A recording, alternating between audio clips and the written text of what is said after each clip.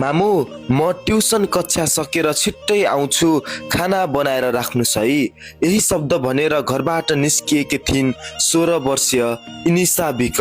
तर कसले सोचेको थियो र त्यो बिहानको सामान्य बिदाई सधैँको लागि अन्तिम बिदाई बन्नेछ भनेर। बिहान करिब 6 बजे इनिसा घरबाट निस्किएकी थिइन्। आमालाई भनेकी थिइन्, मामु म ट्युसन कक्षा सकेर छिट्टै फर्किन्छु। घरमा आमा छोरीको पर्खाइमा थिइन्। समय बित्दै गयो तर छोरी फर्किनिन्।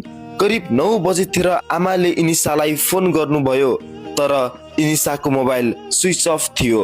त्यही समयमा सामाजिक सञ्जालमा भने एउटा खबर फैलिन थालेको थियो। वीरेन्द्रनगर 4 को शहीद पार्क नजिकै जंगलमा एक युवतीको मृत शव फेला।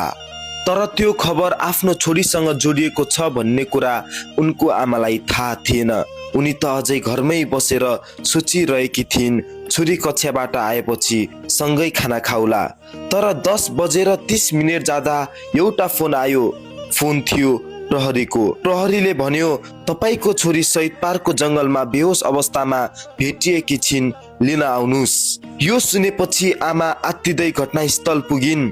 तर जब उनले आफ्नो छोरीको अवस्था देखिन्, त्यो दृश्य सहन सकिनिन्। छोरीको कपाल भुत्लाइएको, गोप्य अङ्गबाट रगत बगिरहेको, शरीरभरि नै रगतै रगत, कपडा छताछुल्ल घिसारेर लगिएको जस्तो देखिने अवस्था। त्यो दृश्य देख्ने बित्तिकै आमा त्यही ढलिन् जसलाई बिहानसम्म उनले छिट्टै आउँछु मामु भन्दै हिँडेको सुनेको थिइन्।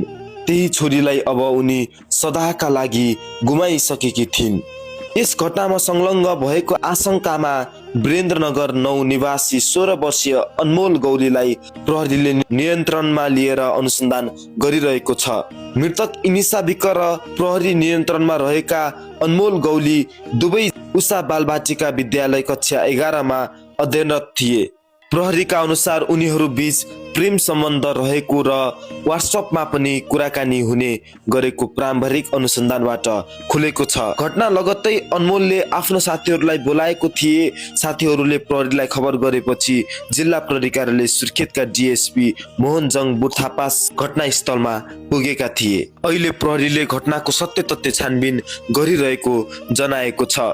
बिहान आमालाई छिट्टै आउँछु मामु भनेर हिँडेको त्यो छोरी किन लास बनेर जंगलमा भेटिन्? एक आमाको काख रित्तिएको छ, एक परिवारको संसार उजाडिएको छ। अब उनीलाई चाहिएको एउटै कुरा हो, न्याय।